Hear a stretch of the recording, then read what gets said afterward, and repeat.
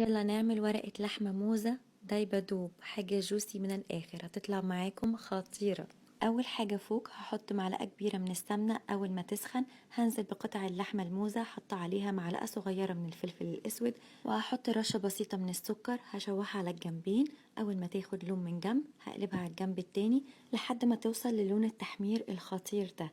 بعد كده هننزل بمية مغلية، كوبايتين أو 3 مية مغلية، هتاخد 3/4 سوا، ونسيبها بقى تعيش حياتها. ونيجي للخضار. عندي بصلتين هقطعهم ترانشات، وطماطماية وفلفل أخضر وجزر وقطعتين من فلفل ألوان، و3 فصوص كبار من الثوم هقطعهم بالشكل ده، وحبتين من البطاطس هقطعهم تقطيع رفيع.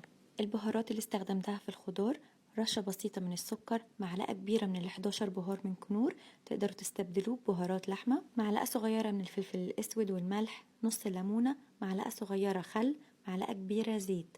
هدمج بقى البهارات دي كويس جدا في الخضار، وهسيبهم في التتبيله لحد ما اللحمه تتشرب الميه. واللحمه هنا بدات تدخل في السوا وتبقى فيها صوص بسيط، هحط بقى رشه بسيطه من الملح وهسيبها على النار لحد ما تتشرب بقيه الميه. وهنا كانت بقى صوص بسيط جدا. هنزل بالخضار اديله تقليبتين مع اللحمه لمده دقيقتين على النار. هنجهز بقى الصينيه اللي هندخلها الفرن. هحط 2 فويل عكس بعض، وفوقيهم هحط 2 ورقه زبده عكس بعض برضو، وهضغطهم بالشكل ده عشان ننزل بالخضار. نزلت بقى بمزيج الخضار واللحمة والصوص اللي اتبقى، زودت عليه كوباية مية وحطيتها برضو جوه ورقة اللحمة.